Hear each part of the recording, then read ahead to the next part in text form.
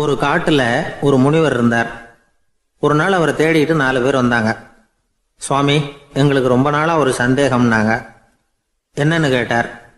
இந்த உலகத்துல எவ்வளவோ காரியங்கள் நடக்குது, எது நியாயம் எது அநியாயம் அப்படின்னு புரிஞ்சுக்க முடியலன்னாங்க. அது யாராலையும் புரிஞ்சுக்க முடியாதுன்னார் முனிவர். வந்தவங்களுக்கு ஆச்சரியமா போச்சு, ஒரு மாதிரியா பார்த்தாங்க. இதை முனிவர் கவனிச்சார். சரி, புறப்படுங்க என்னோடன்னார். எங்கன்னு கேட்டாங்க. இப்போ உங்க 4 பேரையும் ஒரு புஷ்பக விமானத்தில் அழைச்சிட்டு போறேன். இந்த உலகத்தில் சர்வசாதாரணமாக நடக்கக்கூடிய ஒரு காட்சியை உங்களுக்கு காட்ட போறேன். நீங்க பார்க்க போற அந்த காட்சி நியாயமா அநியாயமா அப்படிங்கிறத என்கிட்ட சொல்லணும். நீங்க சரியான பதில் சொன்னா புஷ்பக விமானத்தில் தொடர்ந்து பிரயாணம் பண்ணலாம். தவறான பதில் சொன்னா இந்த புஷ்பக விமானம் உங்களை கீழே தள்ளி விட்டுரும் அப்படின்னார். 4 பேருக்கும் பயம்தான். இருந்தாலும் முனிவர் கூப்பிடுறாரு அப்படின்னு சொல்லி புறப்பட்டாங்க. அவங்க எல்லாரும் புறப்பட்டு ஒரு காட்டு வழியாக போய்கிட்டு இருக்கிறாங்க. புஷ்பக விமானத்தில் அங்கே நடக்கிற ஒரு காட்சியை காட்டுறார் முனிவர். அதோ அங்கே பாருங்கன்னார். அந்த விமானத்தில் இருந்தபடியே எல்லாரும் கீழே குனிஞ்சு பார்க்குறாங்க. அங்கே ஒரு தாய் புலி அப்போ தான் குட்டி போட்டிருக்கு. குட்டிகளை ஈன்ற உடனே பசிக்கு இறை தேடி அந்த பக்கமாக வருது. அதே நேரம் ஒரு தாய் மான், அதுவும் அப்போ தான் குட்டி போட்டிருக்கு. அதுவும் இதே மாதிரி குட்டிகளை ஈன்ற உடனே பசிக்கு இறை தேடி அந்த பக்கமாக வருது. இப்போ அந்த புலி அந்த மானை அடித்து போட்டுவிடுது. அதுவும் சாப்பிடுது, குட்டிகளுக்கும் கொடுக்குது. இப்போ அந்த புலிக்குட்டிகள் முகத்தில் மகிழ்ச்சி, தாயை இழந்த அந்த மான் குட்டிகள் முகத்தில் துக்கம். இப்போ அந்த முனிவர் 4 பேர்கிட்டையும் கேட்குறார், நீங்கள் இங்கே பார்த்தீங்களே, இதில் எது நியாயம் எது அநியாயம்? ஒவ்வொருத்தராக சொல்லுங்கள். உங்கள் பதில் சரியில்லைன்னா இந்த விமானம் உங்களை கீழே தள்ளி விட்டுரும். சொல்லுங்கள் பார்க்கலாம்னார். முதல்ல ஒருத்தன் சொன்னான், அந்த புலி செஞ்சது சரிதாங்க. அது பசிக்கு அதுதான் ஆகாரம். தன்னுடைய பசிக்கு தானே இறை தேடிக்கிட்டுது. அதில் என்ன தப்பு? அவ்வளவுதான். அதனால் புலி செஞ்சது நியாயம்தான் அப்படின்னா. அவ்வளவுதான், அந்த விமானம் அவனை அப்படியே கீழே தள்ளி விட்டுட்டுது. அதனால் அவன் கொடுத்த பதில் சரியில்லை அப்படிங்கிறது புரிஞ்சு போச்சு. இப்போ 2வது ஆள் சொன்னான், புலி செஞ்சது பாவம், அந்த தாய்மான் என்ன தப்பு பண்ணிச்சு? இப்போ அந்த குட்டிகளுக்கு யார் ஆதரவு? அதனால் புலி செஞ்சது அநியாயம் அப்படின்னா. அவ்வளவுதான், அவனையும் கீழே தள்ளி விட்டுடுது அந்த விமானம். இந்த பதிலும் சரியில்லை அப்படின்னு ஆயிட்டுது. இப்போ 3வது ஆள் வந்தான். முதல்ல 2 பேர் கீழே விழுந்ததை பார்த்துக்கிட்டு இருந்தான். அதனால் அவன் சொன்னான், ரெண்டுமே நியாயம்தாங்க. புலி இறை தேடினதும் இயற்கை, அதுக்கு மான் இறையானதும் இயற்கை. அதனால் இதில் ஒன்றும் தப்பு இல்லைன்னா. அவ்வளவுதான், அவனையும் அந்த விமானம் கீழே பிடிச்சி தள்ளி விட்டுது. இப்போ 4வது ஆள் வந்தான். முனிவர் கேட்டார், நீயாவது சொல்லுப்பா, இந்த செயலில் எது நியாயம்னார். அவன் தெளிவாக பதில் சொன்னான். அதாவது என்ன சொன்னான்னா, எனக்கு தெரியல அப்படின்னா. அவனை விமானம் கீழே தள்ளலை, சௌரியமாக அழைச்சிட்டு போட்டுது. இவனும் பிரயாணம் சௌக்கியமாக பண்ணானான். ஆக இதுதான் சரியான பதிலுங்கிறத முனிவர் உணர்த்தினார். இந்த கதையிலிருந்து நாம் புரிஞ்சுக்க வேண்டியது என்னன்னா, இந்த உலகத்தில் எவ்வளவோ காரியங்கள் நடக்குது. அதெல்லாம் ஏன் அப்படி நடக்குதுங்கிறதுக்கு எப்பேற்பட்ட பண்டிதராலும் பதில் சொல்ல முடியாது. தெரியாததை தெரியாதுன்னு ஒத்துக்கிட்டா வாழ்க்கை பிரயாணம் சுகமாக இருக்கும். அதனால் தேவையில்லாத விஷயங்களை புரிஞ்சுக்கிறதுக்கு நேரத்தை செலவு பண்ணிகிட்டு இருக்கக்கூடாது. வாழ்க்கையை குழப்பிக்க கூடாது. வாழ்க்கைக்கு தேவையானது என்னவோ அதை மட்டும் புரிஞ்சுக்கிட்டா போதும். இந்த காலத்து ஆள் ஒருத்தன் ஒரு பெரியவரை தேடி வந்தான். ஐயா, ஒரு சந்தேகம்னா. என்ன உன்னுடைய சந்தேகம்னார். பகுத்தறிவுன்னா என்ன, விதின்னா என்ன அப்படின்னு கேட்டான். இதுக்கு அவர், இப்போ உன்னுடைய வலது காலை தூக்குன்னார். தூக்கினான். சரி, இப்போ உன்னுடைய வலது காலை கீழே இறக்காம உன்னுடைய இடது காலையும் தூக்குன்னார்.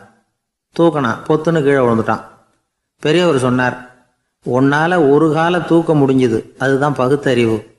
2 கால்களையும் ஒரே சமயத்தில் தூக்குனா அடிபடும், அப்படிங்கிறது தான் விதி அப்படின்னு விளக்கம் கொடுத்தார்.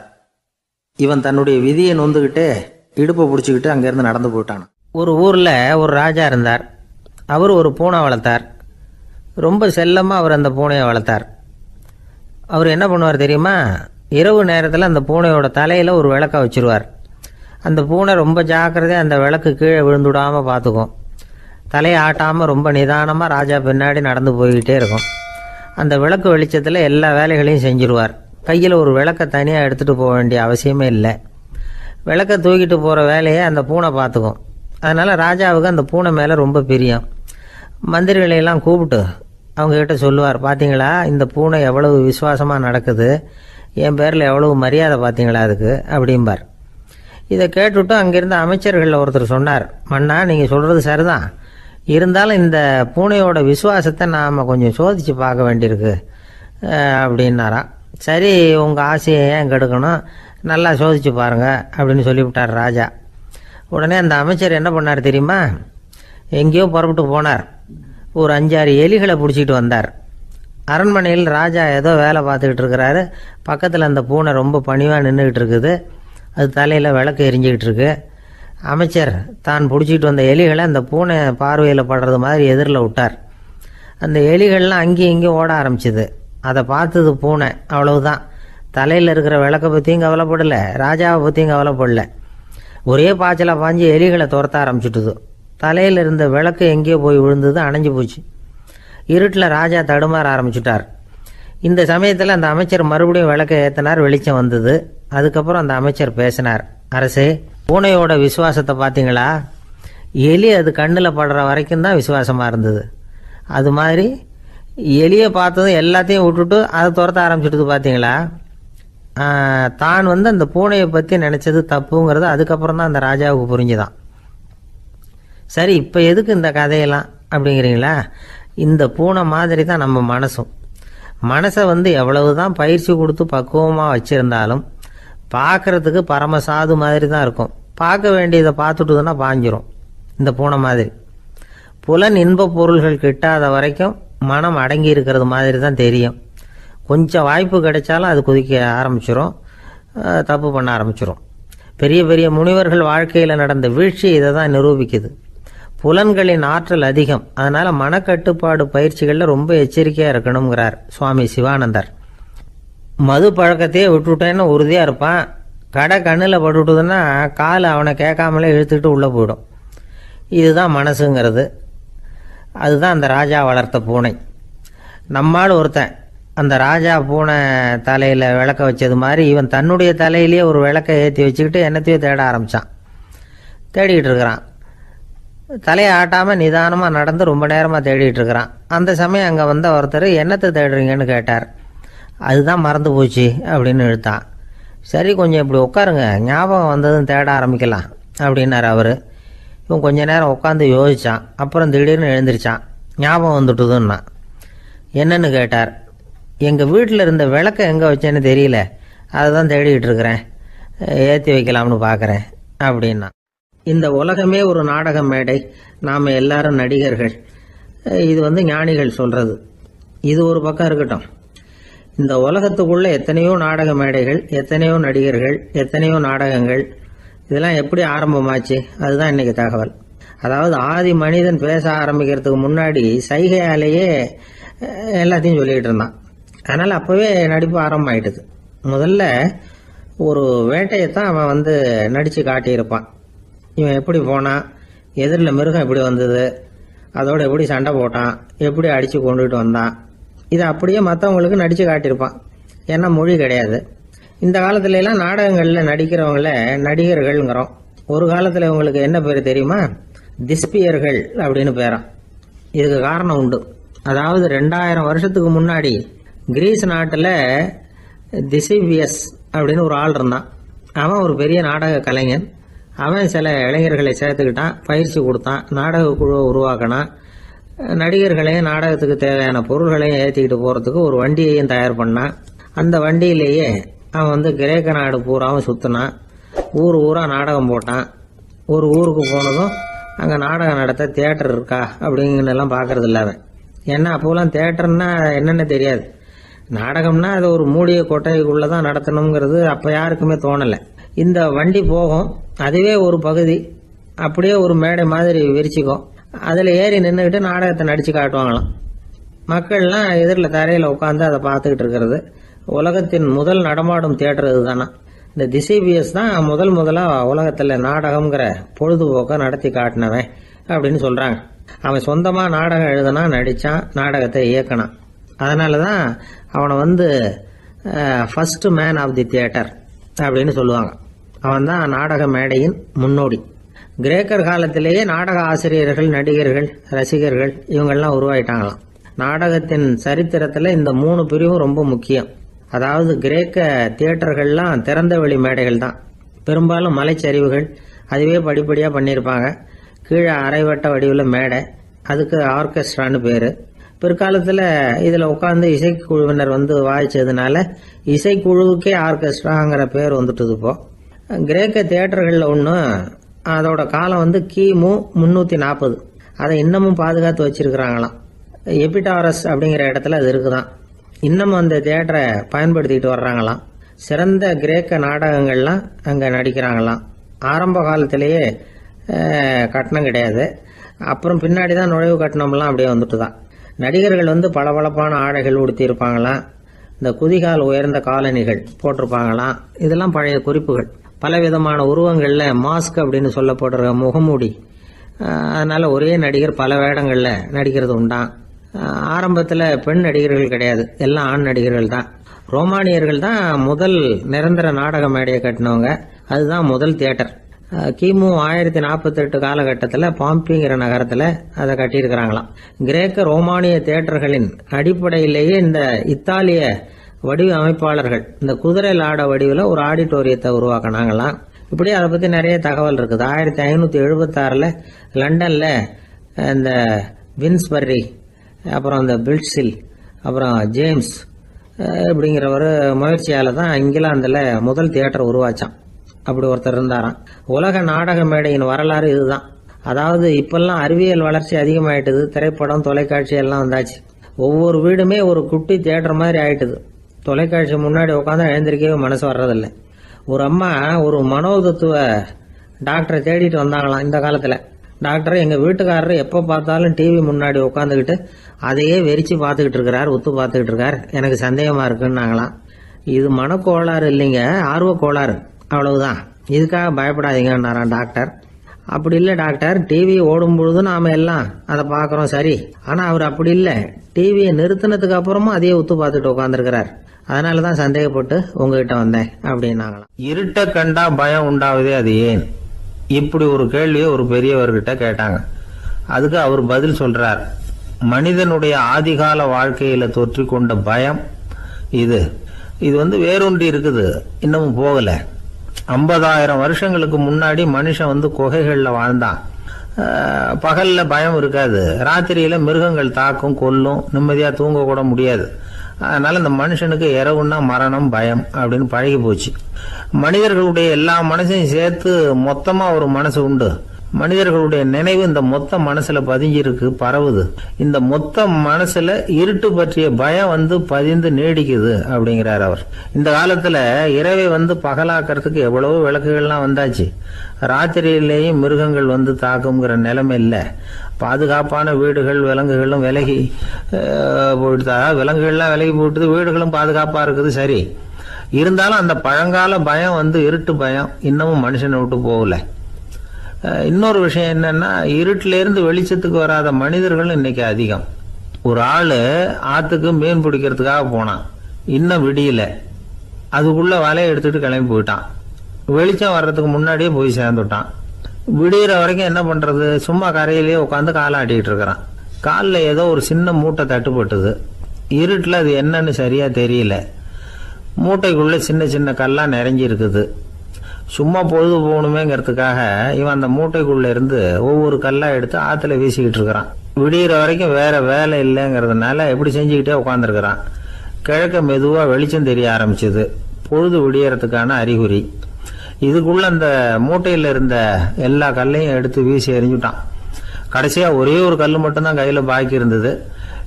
வெளிச்சம் வந்ததும் அந்த கல்லை பார்த்தான், அப்படியே திகைச்சு போயிட்டான். அடடா, இது வரைக்கும் தெரியாம தப்பு பண்ணிட்டோமே அப்படின்னு நினைச்சான். ஏன் தெரியுமா, அவன் கையில இருந்தது வெறும் கல் இல்ல, விலை வசந்த ரத்தன கல். அது இருட்டுல என்னன்னு புரியாததுனால மூட்டையில இருந்த எல்லா ரத்தன கல்லையும் ஆத்துல வீசி எறிஞ்சிருக்கிறான். இப்போ அவனுக்கு அழுகையே வந்துடும் போல இருந்தது. வாழ்க்கையை வசதி ஆக்கிக்கிறதுக்கான வாய்ப்பு அவனுக்கு இருந்தது. இருந்தாலும் இருட்டில் அதை இழந்துட்டான். அந்த வகையில் அவனுக்கு கொஞ்சம் அதிர்ஷ்டம் இருந்திருக்குது. அதாவது ஏதோ ஒரு வகையில் இருந்திருக்குது. அதனால தான் அந்த கடைசி கல்லை எரியறதுக்குள்ள வெளிச்சம் வந்துட்டுது. பல பேருக்கு அந்த அளவு கூட அதிர்ஷ்டம் வர்றதில்ல. எல்லாத்தையும் வீசினதுக்கு அப்புறம் தான் வெளிச்சம் வரும். என்னென்னு விவரம் தெரியாமலே எழுந்திரிச்சு வந்துடுவாங்க. வாழ்க்கைங்கிறது ஒரு பெரிய புதையல். அதை புரிஞ்சிக்காம மனுஷன் அதை வீசி எரிஞ்சுக்கிட்டு இருக்கான் அப்படிங்கிறது தான் பெரியவங்க கருத்து. சில பேருக்கு புரிஞ்சுக்கிற நேரம் வரும், அதுக்குள்ள வாழ்நாள்லாம் ஓடி போயிருக்கும். அதுக்கப்புறம் என்ன பண்றது? நம்மால் ஒருத்தன் கையில் ஒரு சின்ன பையோட வந்துகிட்டு இருந்தான். பை உள்ள ஏகப்பட்ட நகைகள், ரத்தன கல் எல்லாம் இருக்கு. வந்துகிட்டு இருந்தவன் திடீர்னு அந்த பையை அப்படியே ஒரு குளத்துல வீசி எறிஞ்சுட்டான். மகான்கள் தான் இப்படி பற்று இல்லாம இருப்பாங்க. என்னங்க இது, விலை மதிப்புள்ள அந்த பையை இப்படி குளத்துல வீசி எறிஞ்சுட்டீங்களே, இதுக்கு என்ன அர்த்தம் அப்படின்னு கேட்டார் அவன் கூட வந்தவர். அவன் மெதுவா இவர் காதோட காதா சொல்றான், ஒரு போலீஸ்காரர் பின்னாடி வந்துகிட்டு இருக்கிறார், அவர் போனதுக்கு அப்புறம் இதை எடுத்துக்குவேன் அப்படிங்கிறான். திபேத் நாட்டுல புத்த மடாலயங்கள் நிறைய உண்டு. அதுக்கு ஒரு தலைமையகமும் உண்டு. அது இந்த திபேத் தலைநகரம் லாசாவில் இருக்குது. ரொம்ப காலத்துக்கு அப்பால அதை பற்றிலாம் நிறைய விவரங்கள் எழுதி வச்சிருக்கிறாங்க. அது இப்போவும் நமக்கு கிடைக்குது. அதாவது ரொம்ப தூரத்துக்கு அந்தாண்ட மலைகளுக்கு நடுவில் ஒரு கிளை மடாலயம். அந்த மடத்தின் தலைவருக்கு வயசாயிட்டு தான். அதனால தலைமை பொறுப்பை வேற ஒருத்தர்கிட்ட ஒப்படைக்கலாம் அப்படின்னு முடிவு பண்ணாராம். உடனே ஒரு லாமாவை கூப்பிட்டார். அவர் மூலமா தலைமை மடாலயத்துக்கு செய்தி அனுப்புனார், பொருத்தமான வாரிசு ஒருத்தரை அனுப்பி வைக்கும்படியாக. அந்த வாலிப லாமா புறப்பட்டார். காடு மேடெல்லாம் நடந்து போறார். ரொம்ப நாள் கழிச்சு தலைமை பீடத்தை அடைஞ்சார். தலைமை குரு கிட்ட விவரத்தை சொன்னார். தகுதியான ஒருத்தரை அனுப்பி வச்சா அழைச்சிட்டு போறேன் அப்படின்னார். சரி, நாளைக்கு காலையில் நீங்கள் அவங்க எல்லாரையும் அழைச்சிட்டு போகலாம்னார் அவர். அவங்க எல்லாரையுமா? அங்கே தேவைப்படுறது ஒருத்தர் தானே அப்படின்னார் இவர். ஆமான்னார். அப்புறம் ஏன் எல்லாரையும் அழைச்சிட்டு போக சொல்கிறீங்கன்னார். அது இப்போ உனக்கு புரியாது. நான் ஒரு 100 பிக்குகளை அனுப்புகிறேன், அதாவது பிட்சுகளை. அவ்வளவு பேரையும் அங்கே வச்சு சமாளிக்க முடியாது அப்படின்னார் இவர். இருந்தாலும் இப்போ அந்த தலைமை குரு என்ன சொன்னார்னா, அதை பற்றி கவலைப்படாத, நான் 100 பேரை அனுப்புகிறேன். அதில் 99 பேர் வழியிலேயே காணாமல் போடுவாங்க, ஒருத்தன் மட்டும்தான் வருவான். அவனும் அங்கே சேர்ந்துட்டானா நீ ரொம்ப கொடுத்து வச்சவன் அப்படின்னார். இவருக்கு ஒன்றும் புரியல. இருந்தாலும் மறுநாள் அந்த வாலிப லாமா 100 பேரை அழைச்சிக்கிட்டு புறப்பட்டார். போகிற வழியிலேயே பல பேர் அங்கங்கே பிச்சுக்கிட்டு போட்டாங்க. அவர் சொன்னது மாதிரியே. வழியில் அவங்க ஊர்கள் இருந்தது தான் காரணம். அப்பா அம்மாவை பார்த்துட்டு வரேன் அப்படின்னு கொஞ்சம் பேர் போனாங்க. சொந்த பந்தத்தை பார்த்துட்டு வரேன் அப்படின்னு கொஞ்சம் பேர். ஒரு வாரம் ஆச்சு. இப்போ மிஞ்சினது 10 பேர் தான். வழியில் ஒரு நகரம். அங்கே சில பிட்சுக்கள் சந்திச்சாங்க. எங்கள் மடத்து தலைவர் இறந்துட்டார், உங்களில் யாராவது ஒருத்தர் எங்களுக்கு தலைவராக முடியுமா அப்படின்னு கேட்டாங்க. 10 பேரும் தயார். அதில் ஒருத்தரை அழைச்சிட்டு அவங்க போயிட்டாங்க. இன்னொரு ஊரில் சில பேர் வந்தாங்க, வழி மறிச்சாங்க. நில்லுங்க, எங்கள் மன்னர் மகளுக்கு திருமணம், அதை நடத்தி வைக்க 3 லாமாக்கள் தேவை அப்படின்னாங்க. இப்படி கொஞ்சம் கொஞ்சமாக எல்லாரும் காலி. கடைசியில் 2 பேரும் மிஞ்சினாங்க. அங்கே ஒரு இளம்பெண் எதிரில் வந்தா. எங்கள் அப்பா வேட்டைக்கு போயிருக்கிறாரு, இன்னும் திரும்பி வரல. வீட்டில் வேற யாரும் இல்லை, தனியாக இருக்க பயமாக இருக்கு, யாராவது ஒருத்தர் எனக்கு துணையாக இருக்கணும் அப்படின்னு கேட்டுக்கிட்டா. எங்கள் 2 பேரில் நீயே ஒருத்தரை தேர்ந்தெடுத்துக்கோ, இல்லைன்னா எங்களுக்குள்ள சண்டை வந்துடும் அப்படின்னாங்க. இப்போ மிஞ்சினவர் ஒருத்தர். அவருக்கும் ஒரு சோதனை வந்தது. ஒரு தர்க்கவாதி எதிரில் வந்தான். உன்னோட வாதம் பண்ணணும்னா. இவனோட வாதம் பண்ணுறேன், அது முடிய ரொம்ப காலம் ஆகலாம். தர்க்கத்தில் நான் ஜெயிச்சா அங்கே வரேன், இல்லைன்னா இவருடைய சீடனை ஆயிடுவேன் அப்படின்னார் அவர். கடைசியாக அழைக்க வந்த வாலிபலாமா மட்டும் வெறுங்கையோடு திரும்பி போனார். அங்கே இருந்த வயசான மடாதிபதி கேட்டார், எத்தனை பேர் அங்கேருந்து புறப்பட்டீங்கன்னார். என்னையும் சேர்த்து 101ன்னார் அவர். நல்லது, நீயாவது திரும்பி வந்திய, அதுதான் எனக்கு போதும். ஏன்னா நீ தான் எனக்கு உண்மையான வாரிசு. அந்த 100 பேரில் யாரும் வரமாட்டாங்க அப்படின்னார் அவர். ஏன்னா அவருக்கு தெரியும் இவர் ஒருத்தர் தான் திரும்பி வருவாருங்கிறது.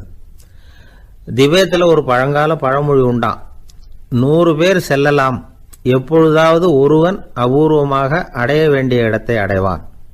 இதுதான் அந்த பழமொழி. ஒரு உன்னதமான இலக்கை அடையணும்னா அது அவ்வளவு சுலபமான காரியம் இல்லை. இந்த காலத்து மடாலயம் ஒன்று, அதில் ஒரு தலைவர், அவருக்கு வயசாயிட்டுது, தனக்கு ஒரு வாரிசை நியமிக்கணும் அப்படின்னு ஆசைப்பட்டார். ரொம்ப கஷ்டப்பட்டு ஒருத்தரை பிடிச்சார். தனக்கு வாரிசா நியமிச்சுட்டு அவர் சமாதி ஆயிட்டார். புதுசாக பொறுப்பேற்றுக்கிட்டவர் அப்படியே உட்காந்துருந்தார். அவரை தேடிட்டு பத்திரிகை நிருபர்கள்லாம் வந்தாங்க, கேட்டாங்க. அவர் உங்கள் பொறுப்பில் வந்து அவர் பெரியவர் விட்டுட்டு போன இது எவ்வளவு சுமாராக தேரும், எவ்வளவு விட்டுட்டு போனார் அப்படின்னு கேட்டிருக்கிறாங்க. அது என்ன ஒரு 50 லட்சம் இருக்கும் அப்படின்னாராம். அவ்வளவும் பணமா அப்படின்னு கேட்டிருக்காங்க. இல்லைங்க, கடன் அப்படின்னாராம் இவர். இன்பம் துன்பம் இது ரெண்டும் சேர்ந்தது தான் வாழ்க்கை. இது எல்லாரும் சொல்லிகிட்டு இருக்கிற ஒரு உண்மை. அது சரி, இது ரெண்டும் வர்றதுக்கு என்ன காரணம்? துறவி ஒருத்தர் யோசித்து பார்த்துருக்கார். இன்ப துன்பம் தோன்றுவதற்கு முக்கியமாக 6 காரணங்கள் உண்டு அப்படிங்கிறார் அவர். அது என்னங்கிறத நாமளும் தெரிஞ்சு வச்சுக்குவோமே. இப்போ முதல் காரணம் சுயநலம். ஒரு தாயார் வந்து தன்னுடைய சுயநலம் கருதி தன்னுடைய மகன் இன்பமாக இருக்கணும்னு ஆசைப்படுறாங்க. மகனும் அப்படியே ஆசைப்படுறான். அதனால் தாயாரின் இன்ப துன்பங்களை பார்த்துட்டு மகனும் இன்ப துன்பம் அடையிறான். அந்த அம்மாவுக்கும் அதே நிலைமை தான். 2வது காரணம் உறவு. நான் துறவியான பிறகு கூட உறவுங்கிற காரணத்தினால தான் தாயாருடைய சுக துக்கங்களை கண்டு நானும் சுக துக்கம் அடைகிறேன். என் தாயாருடைய நிலைமையும் இதுதான் அப்படிங்கிறார் ஒரு துறவி. 3வது காரணம் என்னென்னா அறிமுகம். எனக்கு அறிமுகமான ஒருத்தரை ரயில் நிலையத்தில் சந்திக்கிறேன். அவர் தன்னுடைய பணப்பையை எங்கேயோ தொலைச்சி விட்டு வருத்தப்பட்டுக்கிட்டு இருக்கிறார். நானும் வருத்தப்படுறேன். அந்த சமயத்தில் யாரோ ஒருத்தர் இதுதானே அவங்க பணப்பை அப்படின்னு சொல்லி கொண்டாந்து நீட்டுறார். பணப்பையை தொலைச்சவர் சந்தோஷப்படுறார், நானும் சந்தோஷப்படுறேன். இது அந்த துறவி சொல்கிற அனுபவம். 4வது காரணம் என்னென்னா கருணை. எனக்கு முன்னே தெரியாத ஒருத்தனை யாரோ ஒருத்தன் அடித்து காயப்படுத்தி போடுறான். கருணை காரணமாக நான் அதுக்காக துக்கப்படுறேன். 5வது காரணம் எதையும் நம்புறது.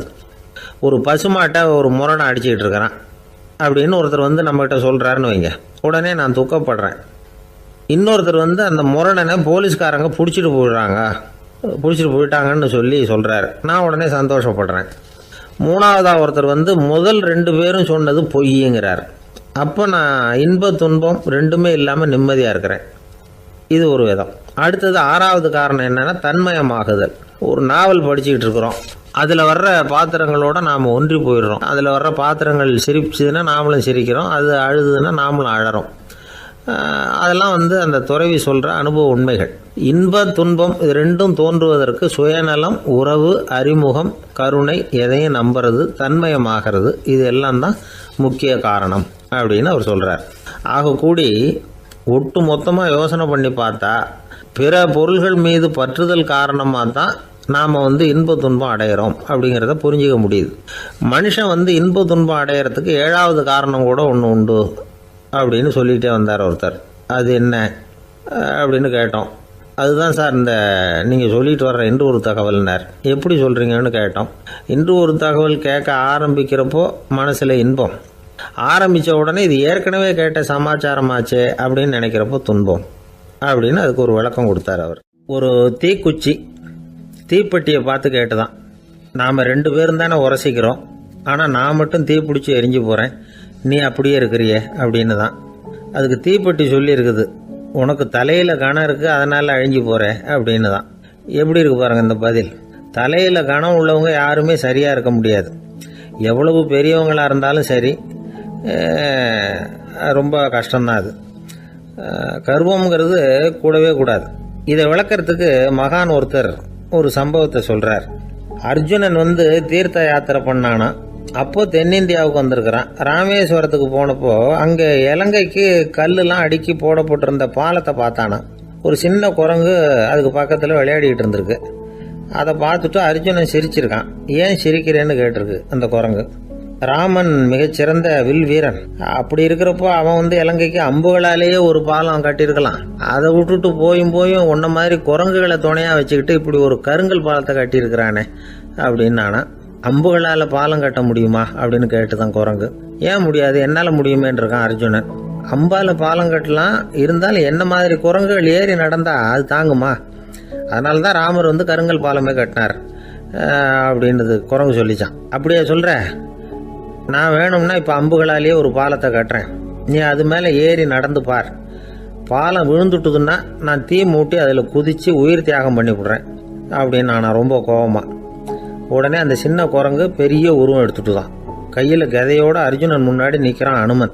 பார்த்தா என்னுடைய தலைவர் ராமரியா இழிவா பேசுற, நீ இப்போ பாலம் கட்டு, நான் என்னுடைய பலத்தை காட்டுறேன் அப்படின்னு அனுமன். அர்ஜுனன் வந்து தன்னுடைய காண்டிபத்தை எடுக்கிறான், சரமாரியா அம்புகளை விடுறான். அதெல்லாம் ஒன்னோட ஒன்று கோத்துக்கிட்டு அப்படியே பாலம் மாதிரி நிற்கிது. அர்ஜுனன் தலை நிமிர்ந்து நின்னான். அனுமன் வந்து உயர கிளம்பி அங்கேருந்து பாலத்தில் வந்து பொத்துன்னு இறங்கினான். பாலம் அப்படியே நொறுங்கி போச்சு தூள் தூளா. என்ன அர்ஜுனா, இப்போ என்ன செய்ய போற அப்படின்னா ஏளனமா. அர்ஜுனன் தலையை தொங்க போட்டுக்கிட்டான்.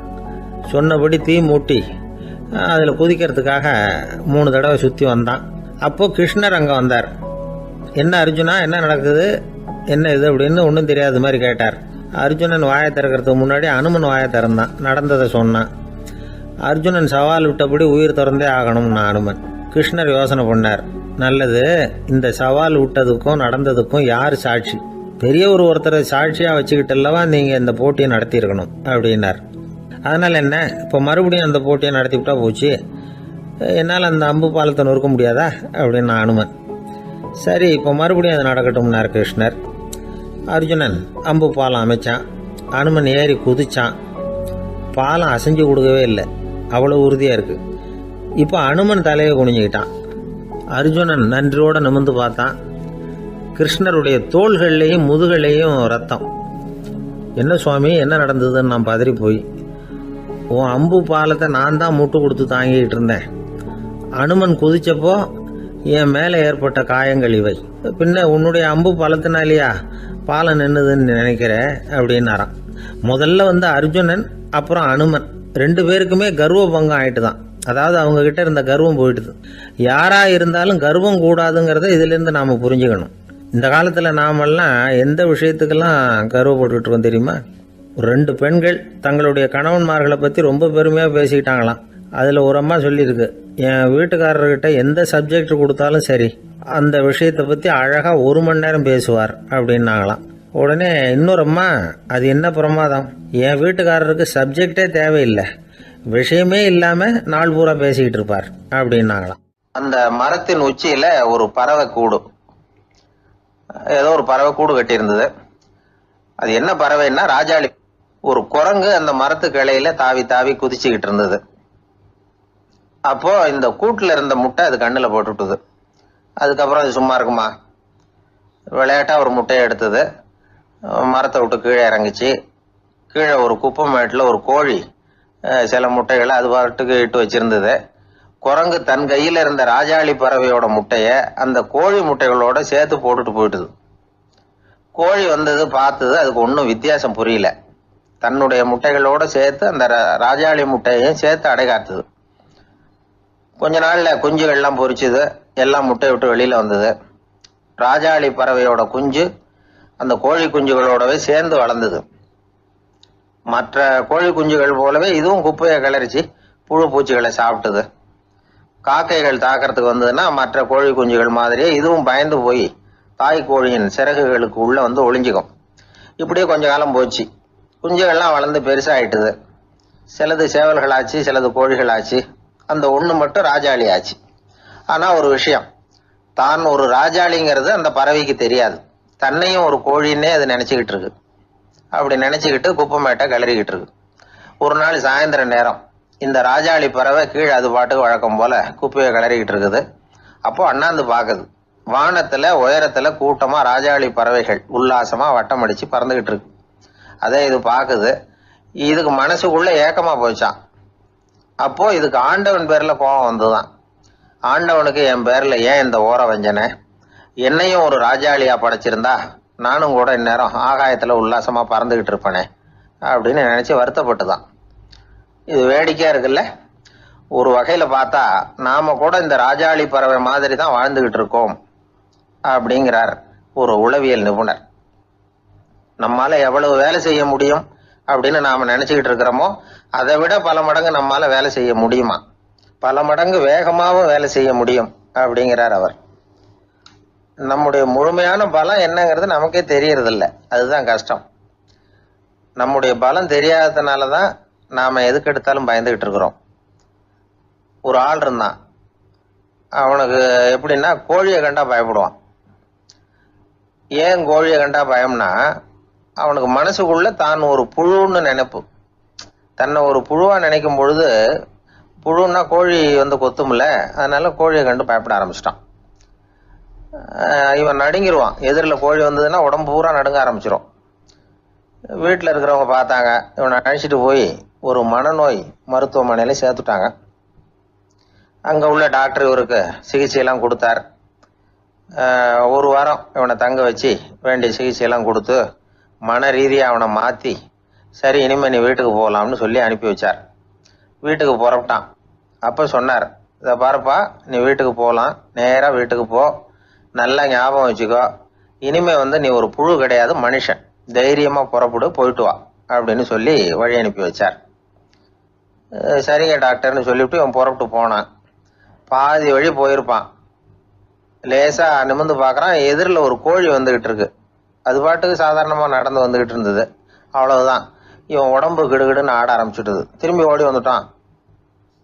டாக்டர் கேட்டார், ஏன்ப்பா திரும்பி ஓடி வந்துட்டேன்னு. பாதி தூரம் போயிட்டேன் டாக்டர், எதிரில் ஒரு கோழி வந்துகிட்டு இருக்குது, அதான் பயமாக இருந்தது வந்துட்டேன்னா. டாக்டருக்கு ஒரு மாதிரி ஆகிடுது. அவர் சொன்னார், இதை பாருப்பா, நான் தான் சொன்னேனே, நீ ஒரு புழு இல்லை, மனுஷன். இனிமே நீ புழு கிடையாது, நீ ஒரு மனுஷன். நீ ஒரு புழு இல்லைங்கிறது இன்னமும் உனக்கு புரியலையா அப்படின்னார் டாக்டர். நான் புழு இல்லைங்கிறது எனக்கு தெரிஞ்சுட்டுது டாக்டர், இது அந்த கோழிக்கு தெரியுமான்னு தெரியலையே அப்படின்னா. இவெல்லாம் எந்த காலத்தில் மாறுறது? அதனால வாழ்க்கையில் வெற்றி பெறணும் அப்படின்னு நினைக்கிறவங்க யாரா இருந்தாலும் தன்னுடைய பலம் என்ன அப்படிங்கிறத முதல்ல புரிஞ்சுக்கணும். தன்னுடைய சக்தியை புரிஞ்சுக்கிட்டவன் வெற்றி பெறுவது நிச்சயம். ஒரு நண்பர்கிட்ட பேசிக்கிட்டு இருந்தேன். அவருடைய உறவினர் ஒருத்தர் ஒரு நேர்முக தேர்வுக்கு போயிருந்தாராம், இன்டர்வியூக்கு. ரொம்பவும் பொறுப்பாகவும் கவனமாகவும் செயல்பட வேண்டிய பதவிக்கான நேர்காணல் அது. இவர் வந்து எழுத்து தேர்வில் ஏராளமான மதிப்பெண்கள் வாங்கிவிட்டார். அதனால அதை பற்றி கவலை இல்லை. இப்போ நேர்முக தேர்வில் தேர்வு பெறணும். ஏராளமான சான்றிதழ்கள் வச்சிருந்தார். நேர்காணலில் கேட்கப்பட்ட எல்லா கேள்விகளுக்கும் சரியான பதில தான் சொன்னார். இருந்தாலும் பாருங்க, அந்த நேர்முக தேர்வில் அவர் தேர்ந்தெடுக்கப்படலை. என்ன காரணம் அப்படின்னு பின்னாடி விசாரிச்ச போதுதான் விவரம் தெரிஞ்சுதான். அது என்ன ஆயிருக்குதுன்னா, அந்த நேர்காணலின் போது இவர் வந்து நடந்துகிட்ட முறையில சில தவறுகள் நடந்து போச்சான். முக்கியமா வந்து 2 தவறுகள். ஒண்ணு, அவங்க ஒரு கேள்வியை கேட்டு முடிக்கிறதுக்குள்ளேயே இவர் பதில் சொல்ல ஆரம்பிச்சுட்டாராம். 2வது என்னன்னா, இவர் நாற்காலியில தாராளமா இயல்பா சாஞ்சி உட்காராம நாற்காலி முனையில உட்கார்ந்துருந்தாராம். இந்த 2 விதமான செயல்பாடுகளும் இவர் வந்து அவசரப்படுறவர், பதற்றப்படுறவர் அப்படிங்கிறதுக்கான அடையாளங்கள். அதாவது கேள்வியை கேட்டு முடிக்கிறதுக்குள்ளேயே முந்திக்கிட்டு பதில் சொல்றது. 2வது, நாற்காலியில இயல்பா தாராளமா உட்காராம நாற்காலி முனையில உட்கார்றது. பார்க்க போற வேலைக்கு அவசரம், பதற்றம் இது 2 இருக்கக்கூடாதான். அதனால மார்க் இருந்தும் சர்டிபிகேட் இருந்தும் அந்த வேலை வாய்ப்பு அவருக்கு கிடைக்கல. வேலை கொடுக்கறவங்க நம்ம கிட்ட இருந்து என்னதான் எதிர்பார்க்கறாங்க, இதை தெரிஞ்சு வச்சுக்கிறது நல்லது. முதல்ல மற்றவர்களுடன் தொடர்பு கொள்ளும் திறமை, அதாவது எபிலிட்டி டு கம்யூனிகேட். நீங்க நினைக்கிறத அழகா தொகுத்து வகைப்படுத்தி சொல்ல தெரியுதான்னு பார்ப்பாங்க. உங்க திட்டங்களை அடுத்தவங்க ஏற்றுக்கொள்ளக்கூடிய விதத்துல வெளிப்படுத்துறதுக்கு உங்களால முடியுதான்னு பார்ப்பாங்க.